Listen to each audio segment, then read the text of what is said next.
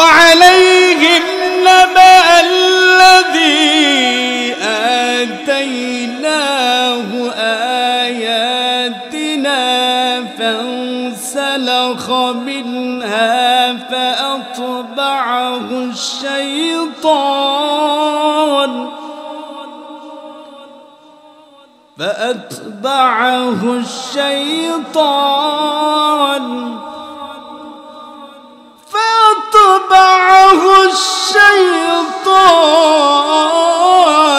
فكان من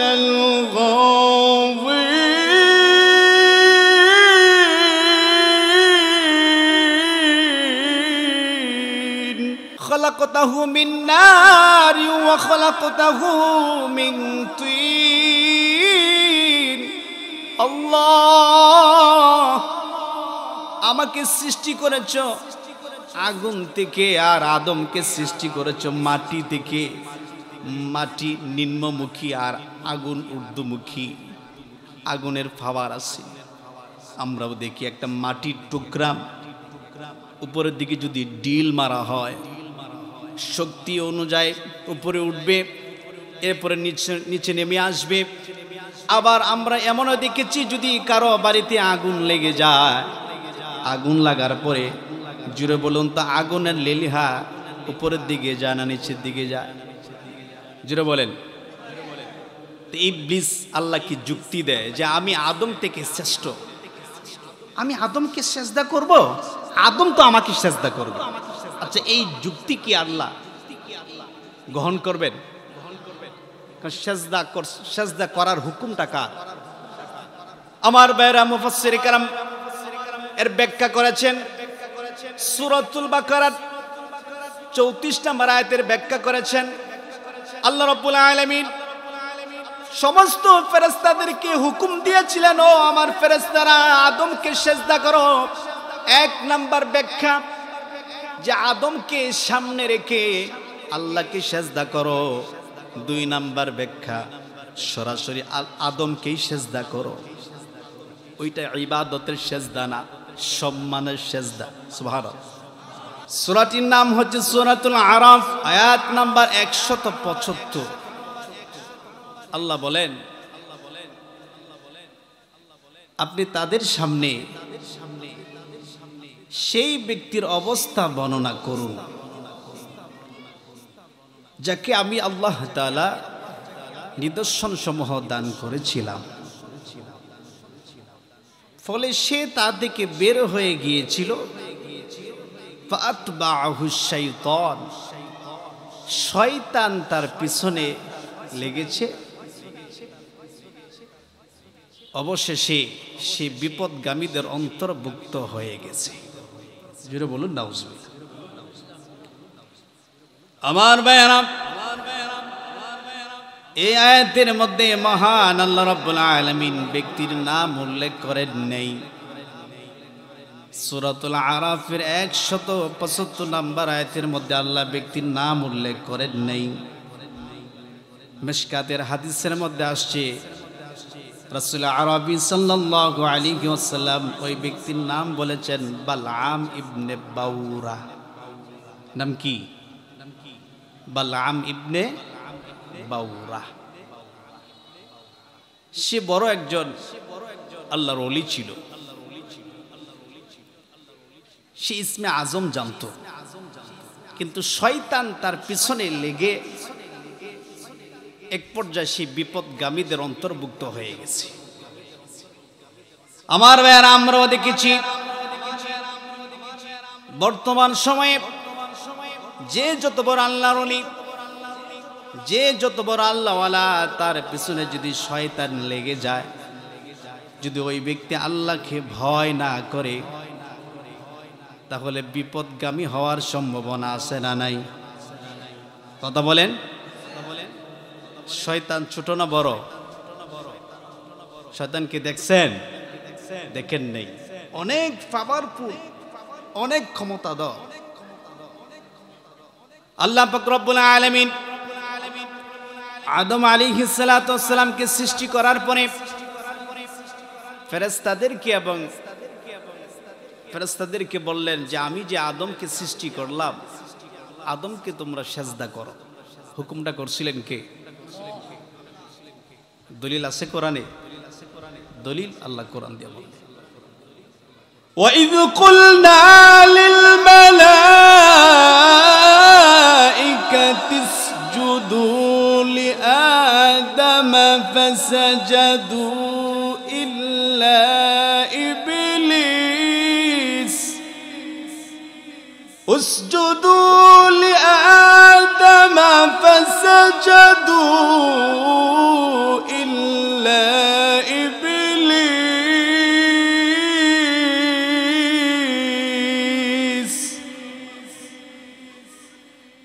أبى واستكبر وكان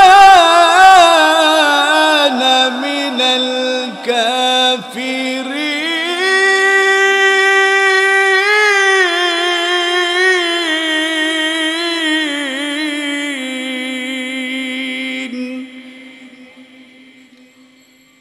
রব্বে করিম তিনি ডাক দিয়া বলেন, وَإِذْ قُلْنَا لِلْمَلَائِكَةِ اسْجُدُوا لِآدَمَ।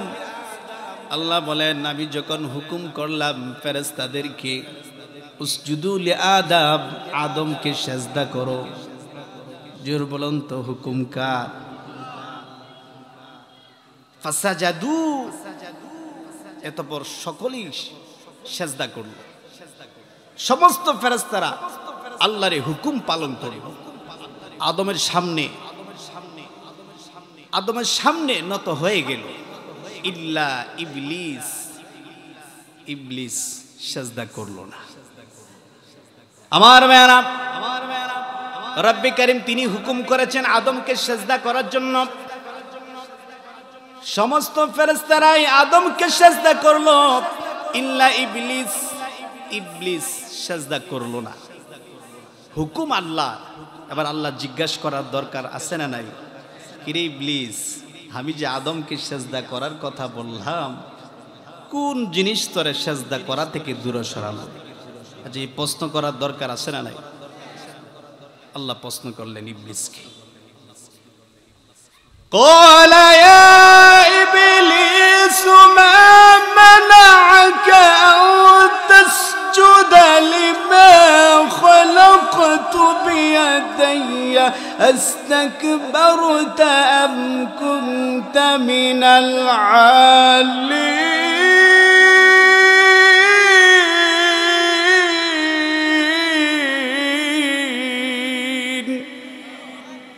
কথাকার আল্লাহ বললেন, হে ইবলিস, আমি যে আদমকে স্বীয় হাতে বানালাম, সেজদা করার কথা যখন তোমাকে বললাম, কোন জিনিস সেজদা করা থেকে দূরে সরাল? যে ইবলিসের কাছে কি যুক্তি আছে? ইবলিসের কাছে কিন্তু যুক্তি আছে, কিন্তু এই যুক্তি আল্লাহ কখনো অ্যাকসেপ্ট করবেন না। সুবহানাল্লাহ। কারণ আল্লাহর কাছে কি যুক্তি চলে? যুক্তি চলে না। রব্বে করিম তিনি বলেন, আমি যে আদমকে স্বীয় হাতে বানালাম, সেজদা করার কথা যখন তোকে বলা হলো, কোন জিনিস সেজদা করা থেকে দূরে সরালো? আমার বন্ধুগণ, ইবলিস জবাব দেয়, আল্লাহ قال أنا خير منه خلقتني من نار وخلقته من طين। আমি আদম থেকে শ্রেষ্ঠ, আমি তার চেয়ে উত্তম। কেমনে আল্লাহর কাছে যুক্তি দেয় ইবলিস? আমার বন্ধুগণ, ইবলিস বলে, খলাকতাহু মিন নারি ওয়া খলাকতাহু মিন তিন। আল্লাহ, আমাকে সৃষ্টি করেছ আগুন থেকে, আর আদমকে সৃষ্টি করেছ মাটি থেকে। মাটি নিম্নমুখী আর আগুন ঊর্ধ্বমুখী। আগুনের ফাওয়ার আছে, আমরাও দেখি একটা মাটির টুকরা উপরের দিকে যদি ডিল মারা হয়, শক্তি অনুযায়ী উপরে উঠবে, এরপরে নিচে নেমে আসবে। আবার আমরা এমনও দেখেছি, যদি কারো বাড়িতে আগুন লেগে যায়, আগুন লাগার পরে জুড়ে বলুন তো, আগুনের লেলিহা উপরের দিকে যায় না নিচের দিকে যায়? জুড়ে বলেন। ইবলিস আল্লাহকে যুক্তি দেয় যে আমি আদম থেকে শ্রেষ্ঠ, আমি আদমকে সেজদা করব, আদম তো আমাকে সেজদা করবে। আচ্ছা, এই যুক্তি কি আল্লাহ গ্রহণ করবেন? সেজদা করার হুকুমটা কার? আমার ভাইরা মুফাসসির কেরাম এর ব্যাখ্যা করেছেন। সূরাতুল বাকারার 34 নম্বর আয়াতের ব্যাখ্যা করেছেন। আল্লাহ রাব্বুল আলামিন সমস্ত ফেরেশতাদেরকে হুকুম দিয়েছিলেন, ও আমার ফেরেশতারা আদমকে সেজদা করো। 1 নাম্বার ব্যাখ্যা যে আদমকে সামনে রেখে আল্লাহকে সেজদা করো। 2 নাম্বার ব্যাখ্যা সরাসরি আদমকেই সেজদা করো। ওইটা ইবাদতের সেজদা না, সম্মানের সেজদা। সুবহানাল্লাহ। যুগে যুগে সম্মানের সেজদা জায়েজ ছিল, কিন্তু উম্মতি মুহাম্মাদি যারা আছেন, আমরা যারা আছি এই জামানায় এসে সম্মানের সেজদাও হারাম। এক কথায় আল্লাহ ছাড়া অন্য কোথাও অন্য কোনো জায়গা সেজদা দেওয়া হারাম, হারাম শিরিক। ঠিক না বলেন? এবার একটা প্রশ্ন হলো, আদম কিন্তু মাটির তৈরি, মাটির তৈরি আদমকে নূরের তৈরি ফেরেশতাদেরকে বললেন আদমকে সেজদা করো। তার মানে বোঝা যায় মাটির তৈরি আদমের মর্যাদা বেশি, সম্মান বেশি, কারণ নূরের তৈরি ফেরেশতাদেরকে বললেন মাটির তৈরি আদমকে সেজদা করো। সুবহানাল্লাহ। তাহলে নূরের দাম বেশি না মাটির দাম বেশি? এখন যারা আমাদের বাংলাদেশে যারা কিছু মানুষ আছে যারা বলেন নবীজি মাটির তৈরি, আছে না নাই? আচ্ছা বলেন তো, মুহাম্মদ সাল্লাল্লাহু আলাইহি ওয়াসাল্লাম আদমের সন্তান, ঠিক না ঠিক? এই কথা কি আপনারা বুঝতে পারছেন? কারণ আদম আলাইহিস সালাতু ওয়াস সালাম ওনার আদি পিতা, পৃথিবীর প্রথম মানুষ আদম এবং হাওয়া।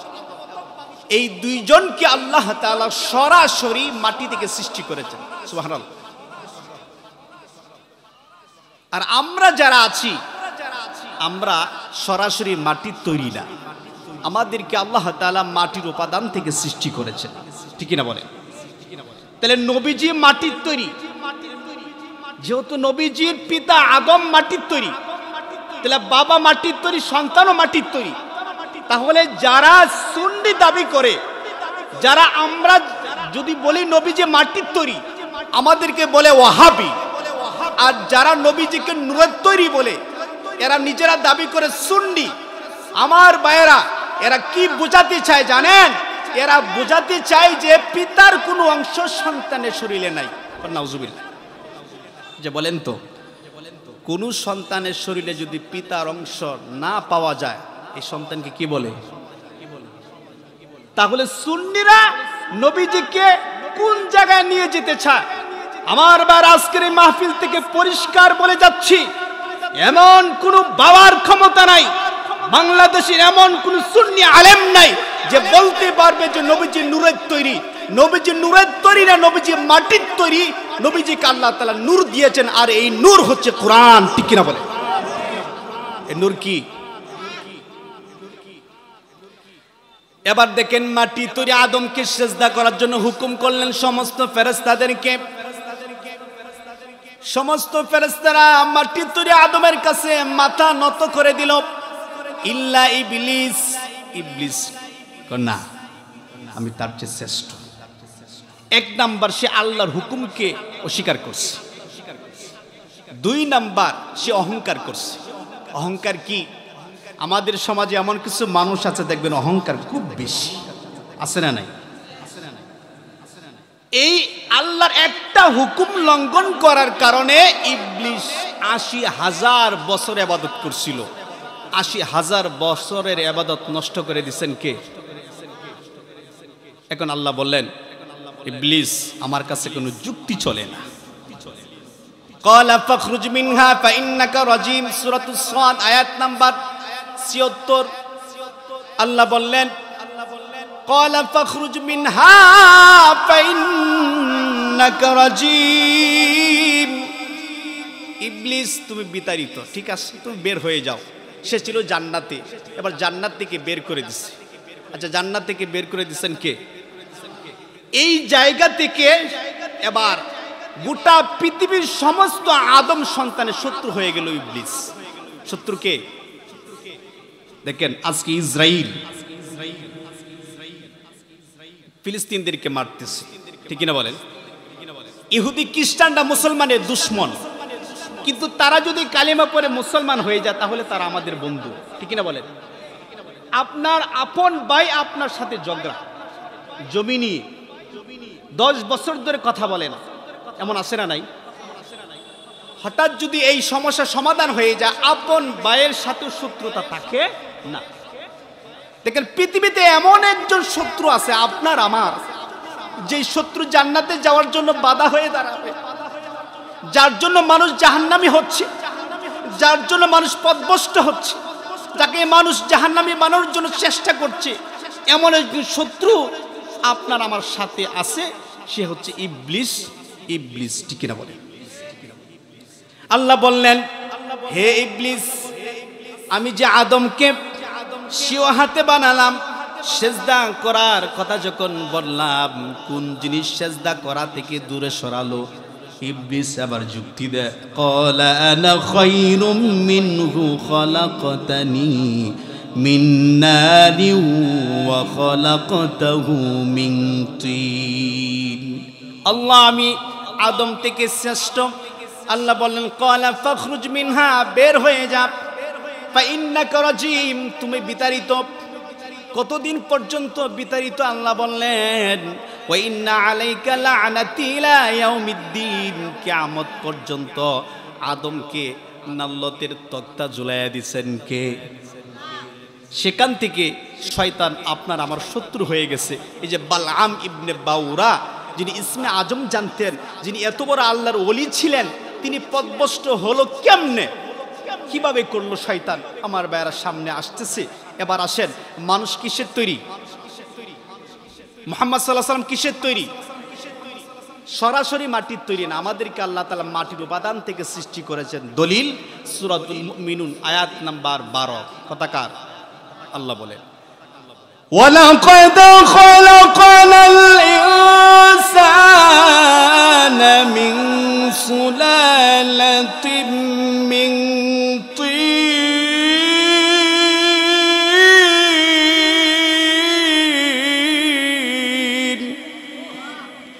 রব্বে কারীম তিনি ডাক দিয়া বলেন, ওয়ালাকাদ খালাকানাল ইনসান, নিঃসন্দেহে আমি আল্লাহ মানুষকে সৃষ্টি করেছি মাটির উপাদান থেকে।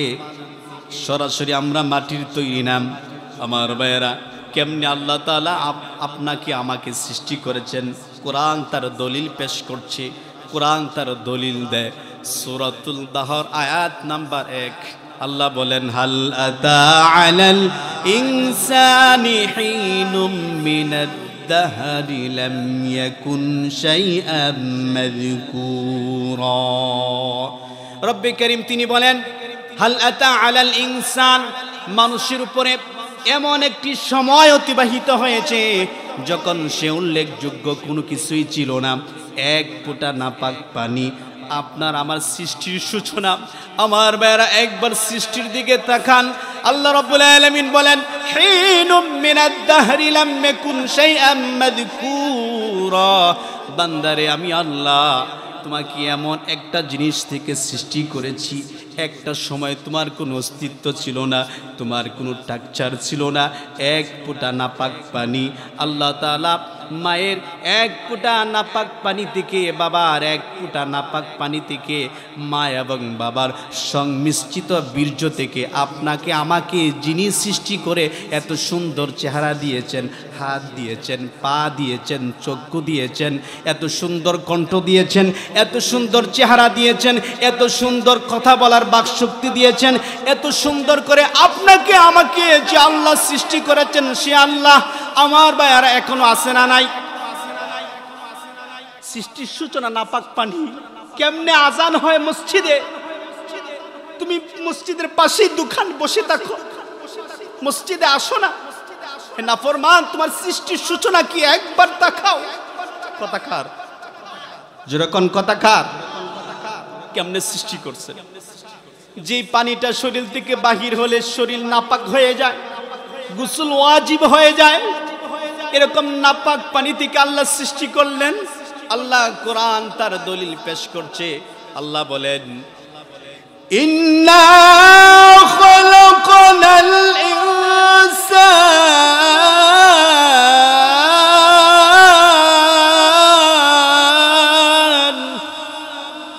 কথাকার আপনারা দিয়ে দুর্বল হয়ে গেছেন।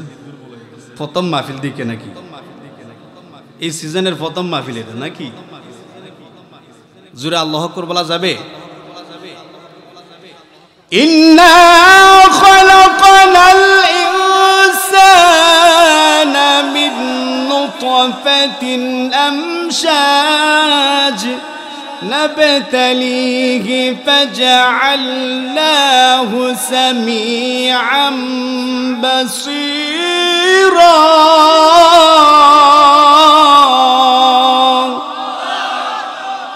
কথাকার রব্বে কারীম তিনি ডাক দিয়ে বলেন, ইন্না খলাকনাল ইনসান, নিশ্চয়ই আমি আল্লাহ মানুষকে সৃষ্টি করেছি মিন নুতফা, সংমিশ্রিত বীর্য থেকে। তাহলে আপনার আমার সৃষ্টির সূচনা এক ফুটা সংমিশ্রিত নাপাক পানি। আল্লাহ বললেন আমসাজ, যাতে তোমাকে পরীক্ষা করতে পারি, তোমাকে যেন পরীক্ষা নিতে পারি। তার মানে আপনার আমার সৃষ্টির সূচনা পৃথিবীতে এমন নগণ্য, এমন নিকৃষ্ট, যেটা মুখ দিয়া বলা যায় না। সন্তান যদি বাবাকে জিজ্ঞাসা করে যে আব্বা আপনার সৃষ্টির সূচনা কি, বাবা লজ্জায় বলতে পারবে না। সন্তান যদি বাবাকে জিজ্ঞাসা করে, বাবা যদি সন্তানকে জিজ্ঞাসা করে যে আমার কলিজার টুকরা সন্তান তোমার সৃষ্টির সূচনা কি, এমন নগণ্য নাপাক পানি যেটা মুখ দিয়া আমরা উচ্চারণ করতে পারবো না, মানুষের সামনে আল্লাহ বললেন বান্দা এমন নাপাক পানি থেকে আমি আল্লাহ তাআলা তোমাকে সৃষ্টি করেছি মিন আমসাজ, তোমাকে পরীক্ষা করার জন্য। আর পরীক্ষাটা করবেন কে? দুনিয়াতে আসছেন হাজার হাজার কোটি টাকার মালিক হওয়ার জন্য, সুন্দর একটা নারী বিবাহ করার জন্য না। আল্লাহ বললেন বান্দা আমি আল্লাহ তোমাকে পরীক্ষা করবার, পরীক্ষা করার জন্য দামি দুইটা অঙ্গ প্রত্যঙ্গ দিচ্ছেন। এক নাম্বার চক্ষু, দুই নাম্বার কান। কোনটা? সুবহানাল্লাহ। চোখ দিছেন কে? কান দিছেন কে? এই চোখের হিসাব আগে হবে। আমার বায়রা রাসূলের সময়ে হাবশী বংশের একজন কালো মানুষ, দেখতে এত কালো মানুষ, আমাদের সমাজেও কালো মানুষ আছে, কিন্তু বেলাল রাদিয়াল্লাহু তাআলা আনহু এত কালো মানুষ ছিলেন। বেলাল চেহারা কালো, হাতের পাতাও কালো ছিল। আমাদের সমাজে যত কালো মানুষ থাকুক না কেন, দেখবেন হাতের পাতা সাদা, ঠিক কিনা? কথা কন ঠিক কিনা? হাবশী বংশের একজন কালো মানুষ এসে রাসূল আরবি সাল্লাল্লাহু আলাইহি ওয়াসাল্লামকে বললেন, ইয়া রাসূলুল্লাহ, আমরা দেখতে অত্যন্ত কালো, আমাদের চেহারা তেমন সুন্দর না। ইয়া রাসূলুল্লাহ, মহান আল্লাহ আপনাদেরকে অনেক সম্মানের অধিকারী করেছেন, আপনার চেহারা অনেক সুন্দর। সুবহানাল্লাহ। রাসূলের চেহারা কত সুন্দর ছিল। আহা, যদি আমরা একবার দেখতাম, দেখার সুযোগ হইতো। আচ্ছা, রাসূলকে স্বপ্নে দেখার সুযোগ আছে না নাই? যারা এখনো দেখেন নাই, হুজুর আমার আগে যে হুমায়ুন সাহেব আলোচনা করেছেন, অত্যন্ত চমৎকার কথা বলেছেন, ওদিকে গেলে আমার আলোচনা অনেক লম্বা হয়ে যাবে। হাবশী বংশের একটা কালো মানুষ এসে বলতেছি, ইয়া রাসূলুল্লাহ, আমি তো দেখতে অনেক কালো, কিন্তু আপনি যে বিষয়ের উপর ঈমান এনেছেন, আমি যদি ঠিক এই বিষয়ের উপর ঈমান আনি, আপনি যে বিষয়ের উপরে আমল করেন, আমি যদি ঠিক ওই বিষয়ের উপরে আমল করি, তাহলে কি আল্লাহ তাআলা আমাকে জান্নাত দিবেন? সুবহানাল্লাহ কইতেন না? তাহলে কি আল্লাহ আমাকে জান্নাত দিবেন আপনার সাথে? ইয়া রাসূলুল্লাহ, আমি তো দেখতে কালো, আপনি তো অনেক সুন্দর মানুষ, অনেক নামি দামি বংশের মানুষ, কিন্তু আমি তো হাবশী বংশের কালো মানুষ, আপনি যে বিষয়ের উপর ঈমান এনেছেন, আমি যদি সেই বিষয়ের উপর ঈমান আনি, আপনি যে বিষয়ের উপরে আমল করেন, আমি যদি সেই বিষয়ের উপরে আমল করি, তাহলে আমি কি আপনার সাথে জান্নাতে থাকতে পারবো? আচ্ছা বলেন তো, আমরা কি রাসূলের সাথে জান্নাতে থাকতে চাই? কারা কারা চান? দু হাত দেখ। আল্লাহ কবুল করে পড়ে না। রাসূল বললেন, হ্যাঁ, আমি যে বিষয়ের উপর ঈমান এনেছি, যদি ঈমান আনো, আমি যে বিষয়ের উপরে আমল করি, যদি ওই বিষয়ের উপরে আমল করো, তাহলে জান্নাতে আমার সাথে থাকতে পারবে। রাসূল বললেন, লা ইলাহা ইল্লাল্লাহ, যে আল্লাহ ওই ব্যক্তির সাথে আল্লাহ ওয়াদা করেছেন, যে ব্যক্তি পড়বে লা ইলাহা ইল্লাল্লাহ, তাকে জান্নাত দিবেন কে? জোরে বলেন কে? আল্লাহ। এরপর রাসূল বললেন, সুবহানাল্লাহি ওয়া বিহামদিহি, সবাই পড়েন সুবহানাল্লাহি, পড়েন সুবহানাল্লাহি ওয়া বিহামদিহি।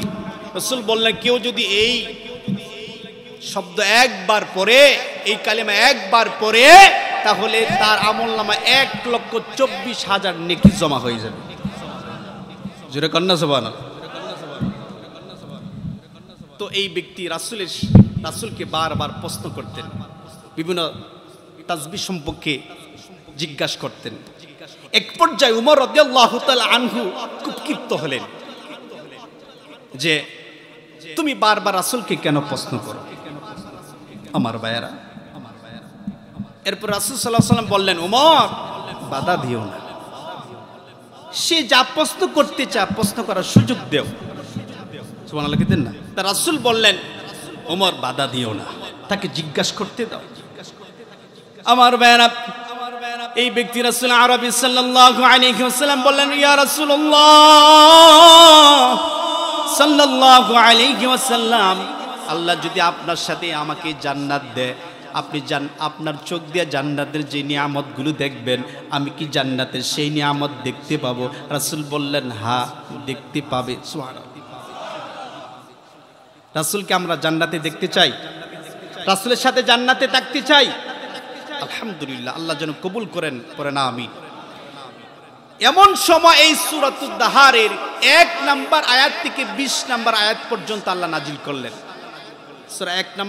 সূরা দাহারের 1 নম্বর আয়াত থেকে 20 নম্বর আয়াত পর্যন্ত জান্নাতের সমস্ত বিবরণ, জান্নাতের সমস্ত নাজ নিয়ামতের কথা আল্লাহ 1 নম্বর আয়াত থেকে 20 নম্বর আয়াত পর্যন্ত আল্লাহ যখন অবতীর্ণ করলেন, এই হাবশী বংশের কালো মানুষ দেখতে এত সুন্দর না, চেহারা এত ভালো না, এমন কালো মানুষ, এই ব্যক্তি যখন রাসূলের জবান থেকে কোরআন শুনতেছে, ওহী শুনতেছে, জান্নাতের বিবরণ শুনতে 13 নম্বর আয়াত। এই আয়াতে কি বোঝায়? হে যুবক, কোথায় আছো? হে মুরব্বী বাবা, কোথায় সময় ব্যয় করছো? কোথায় তোমার সময়টা নষ্ট করছো? দেখো সূরাতুত তাহার 55 নম্বর আয়াতে আল্লাহ কি বললেন? তোমাকে দাফন করার সময় যে কথাগুলো বলা হয়, এই কথাগুলো কি একটাবার চিন্তা করো, তোমার জীবন পরিবর্তন হয়ে যাবে। ঠিক না ভাই? ঠিক। আল্লাহ বললেন, মিনহা খালাকনাকুম ওয়া ফিহা নুঈদুকুম ওয়া মিনহা নুখরিজুকুম তারাতান উখরা।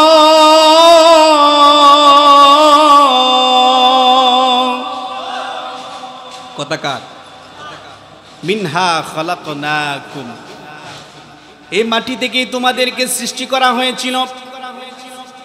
অফিহা নুঈদুকুম, আবার এই মাটির মধ্যে তোমাদেরকে নিয়ে যাওয়া হবে। আল্লাহ বলেন, ও মিনহা নুখরিজুকুম তারাতান উখরা, আবার এই মাটি থেকেই তোমাদেরকে উত্তোলন করা হবে। সুবহানাল্লাহ। দেখেন, চিন্তার বিষয়, এই মাটি থেকেই তোমাকে সৃষ্টি করা হয়েছিল, আবার এই মাটির মধ্যেই তোমাকে নিয়ে যাওয়া হবে, আবার এই মাটি থেকেই তোমাদেরকে উত্তোলন করা হবে। এবার চিন্তার বিষয়, আদম আলাইহিস সালাতু ওয়াস সালাম থেকে শুরু করে আজকের এই দিন পর্যন্ত আপনার বাড়ির পাশে কত কবরস্থান আছে, কত লক্ষ লক্ষ হাজার হাজার মানুষ দুনিয়ার জমিন থেকে বিদায় নিয়েছে। এই সমস্ত মানুষদেরকে আবার পুনরায় জীবিত করবেন কে? বিশ্বাস করেন? করেন তো?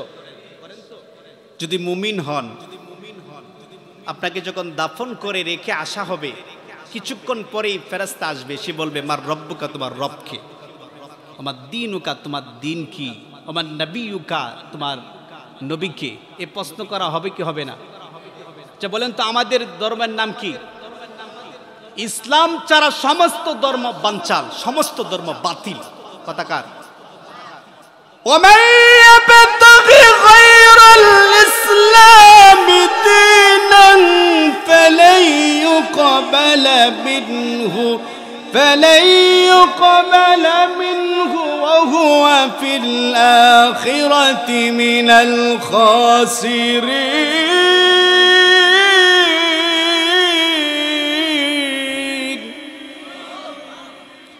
রব্বে কারীম তিনি বলেন, ওমাই ইয়াবতাগি গায়রাল ইসলাম দীনান, ইসলাম ব্যতীত যত ধর্ম আছে, যত মতাদর্শ আছে, সমস্ত মতাদর্শ বাতিল, বাতিল। কথাকার তার মানে দেখেন, বুঝেন পরিষ্কার, বাংলাদেশ সহ গোটা পৃথিবীতে ইসলাম ধর্ম ব্যতীত আরো ৩,৫০০ ধর্ম আছে। কত ধর্ম আছে? ৩,৫০০ ধর্ম, সমস্ত ধর্মই বাতিল। কিছুদিন আগে বাংলাদেশে পূজা গেছে না, মূর্তি পূজা। এই পূজার ইতিহাস কি দেখেন, আদম আলাইহিস সালাম পৃথিবী থেকে বিদায় গ্রহণ করা ৬০০ বছর পরে, কয়শো বছর পরে? ৬০০ বছর পরে এসে বলতেছে ইবলিস, শয়তান, ওই যে ইবলিসের কথা মনে আসেনি? ইবলিস এসে বলতেছে যে তোমরা যে নবীর উম্মত, নবীজি যখন তোমাদের জীবিত ছিল, নবীজিকে সামনে রেখে যখন তোমরা ইবাদত করতে, তখন ইবাদতের মজা কেমন পাইতা? তখন তারা বলেন যে আমরা নবীজিকে সামনে রেখে যখন ইবাদত করতাম, ইবাদতের মজাই পাইতাম আলাদা। এখন কেমন লাগে? ইবলিস দেখেন ধোঁকা কোন জায়গা থেকে শুরু করলো। এই মুসলিম, এই গোটা পৃথিবীর মানব সম্প্রদায়কে কোন জায়গা থেকে শয়তান ধোঁকা দিয়ে, বুখা বানিয়ে, পথভ্রষ্ট করে জাহান্নামের দিকে নিয়ে যাচ্ছে। আমার ভাইয়েরা, বোঝার জন্য আপনাদেরকে সংক্ষিপ্তভাবে ইতিহাস বলতেছি। তো শয়তান এসে বলতেছে, দেখো তোমরা যে ইবাদত বন্দেগী করতেছো এগুলোই সঠিক, এগুলো যদি না করো তাহলে তোমরা কিন্তু জাহান্নামে যেতে হবে। এবার শয়তান দেখেন কি সুন্দর করে বোঝাচ্ছে, দেখো এগুলো সঠিক, তবে আমার জানি কেমন কেমন লাগে। কেমন লাগে? তোমরা আদম নবীকে সামনে রেখে যেভাবে ইবাদত করতা, ইবাদতের যেভাবে মজা পাইতা, এখন তো সে মজা মনে হয় পাও না। কহ ঠিকই তো, নবীকে সামনে রেখে ইবাদত করা যে মজা, নবী যখন ছিল না তখন তো এইভাবে মজা পাই না। তাহলে আমি একটা পরামর্শ দিই। কি? তোমাদের নবীজি কেমন ছিল? চেহারা মনে আছে? কহ মনে আছে। তাহলে এক কাজ করো, ওই নবীর একটা ছবি বানাও, মূর্তি বানাও। সাবধান, সাজদা কিন্তু দিবা না। দেখেন শয়তান দুঃখা দেয় কেমনে, সাজদা কিন্তু দিবা না। তাহলে কি করবা? ওই আদম নবীর একটা মূর্তি বানায় সামনে রেখে তোমরা ইবাদত বন্দেগী করবা, তাইলে তোমরা ইবাদতের আগে যে মজাটা পাইতা সেই মজাটা পাইবা। নাউজুবিল্লাহ। দুঃখা কোন জায়গা শুরু, বুঝছেন নি? তো কিছুদিন গেল, এই আদম নবীর ছবি সামনে রেখে এরা ইবাদত করতেছে। আবার কিছুদিন পরে কিছু মানুষ এসে সরাসরি সাজদা করা শুরু করে দিছে। নাউজুবিল্লাহ। এভাবে গেল আরো। আদম আলাইহিস সালাম পৃথিবী থেকে বিদায় গ্রহণ করা ৬০০ বছর পরে শয়তান এসে প্রথম পৃথিবীতে মূর্তি পূজা শুরু করলো। এইভাবে আরো ৬০০ বছর পার হলো।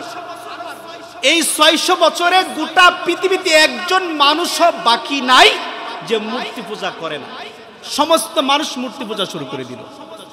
এবার আল্লাহ চিন্তা করলেন, আহারে এই গোটা পৃথিবীর বর্তমান সময়ে, ওই সময়ে সমস্ত মানুষ তো জাহান্নামের দিকে যাচ্ছে। এই জাহান্নামী মানুষগুলোকে বাঁচানোর জন্য আল্লাহ তাআলা নূহ নবীকে প্রেরণ করলেন, যেই সময় ৬০০ বছর গোটা পৃথিবীর সমস্ত মানুষ শিরকে লিপ্ত। এই নবী আসছে, নূহ নবী এসে ৯৫০ বছর দাওয়াত দিয়ে মাত্র পাইছেন ৮০ জন, কেউ বলেছেন ৪০ জন। চিন্তা করেন, গোটা পৃথিবীর সমস্ত মানুষ মূর্তি পূজা করে, সেই জায়গায় একজন নবী এসে ৯৫০ বছর দাওয়াতি কাজ করার পরে মাত্র পাইছেন ৪০ জন।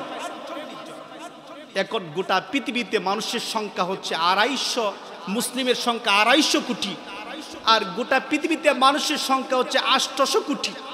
ওই সময় মানুষের সংখ্যা ছিল কম, নবী আসছে, দাওয়াতি কাজও করছে অনেক লম্বা সময়, 950 বছর দাওয়াতি কাজ করার ফলে বিনিময়ে তিনি পাইছেন মাত্র 40 জন। আমার বিশ্বাস এখন গোটা পৃথিবীতে লক্ষ লক্ষ কোটি কোটি মানুষ জাহান্নামের দিকে যাচ্ছে, আর জাহান্নামে নিয়ে যাচ্ছে একমাত্র ইবলিস, প্রথম শত্রু, প্রথম দুশমন, আপনার আমার চিরস্থায়ী দুশমন, চিরস্থায়ী শত্রু ইবলিস। ইবলিস ঠিক না বল? একজন 5 ওয়াক্ত নামাজি মানুষ, গত 3 দিন আগে আমি জিজ্ঞাসা করলাম যে আপনি যে নামাজে আসেন নাই ফজরের সময়, হুজুর কোয়েন না, শয়তানে ধরছে। কি ধরছে? আচ্ছা বলেন তো, তারা কি শয়তানে ধরছে? সে কেন বলল? কারণ শয়তান দুঃখা দেয়। ওই সময়